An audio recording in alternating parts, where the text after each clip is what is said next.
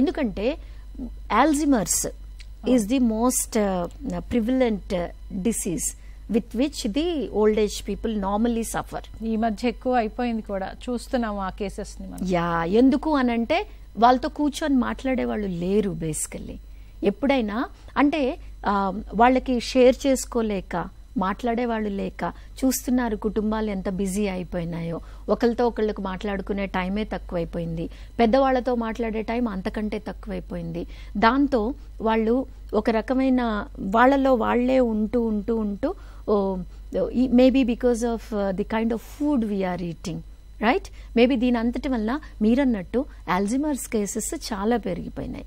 ఆ ఆల్జిమర్స్ పేషెంట్స్ని ఎట్లా స్పెషల్గా డీల్ చేయాలి అని వాటికి కూడా కొన్ని స్పెషల్ కేర్ సెంటర్స్ హాస్పిటల్స్లో పెట్టాలి, గవర్నమెంట్ బాధ్యత.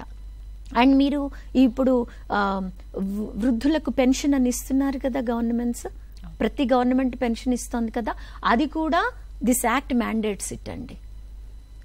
ఇది పిల్లలదే ఒక్కళ్ళదే బాధ్యత కాదు, స్టేట్ది కూడా బాధ్యత, పెద్దవాళ్ళని చూసుకోవాల్సిన బాధ్యత. పిల్లలు ఉన్నా సరే వాళ్ళ మీద ఆధారపడాల్సిన అవసరం వీళ్ళకు లేకుండా, వాళ్ళ మీద వీళ్ళు వాళ్ళకి జన్మనిచ్చారు కాబట్టి వీళ్ళ హక్కుగా వాళ్ళ దగ్గర నుంచి తీసుకుంటూ, అలానే స్టేట్ బాధ్యత అందరికీ వెల్ఫేర్ ఇవ్వటం కాబట్టి వృద్ధులకు కూడా వృద్ధులకు ఇచ్చే పెన్షన్ అనేది ఇవ్వాలి అని చూడండి ప్రతి స్టేట్ ఇస్తోంది, అది కూడా బికాజ్ ఆఫ్ దిస్ యాక్ట్.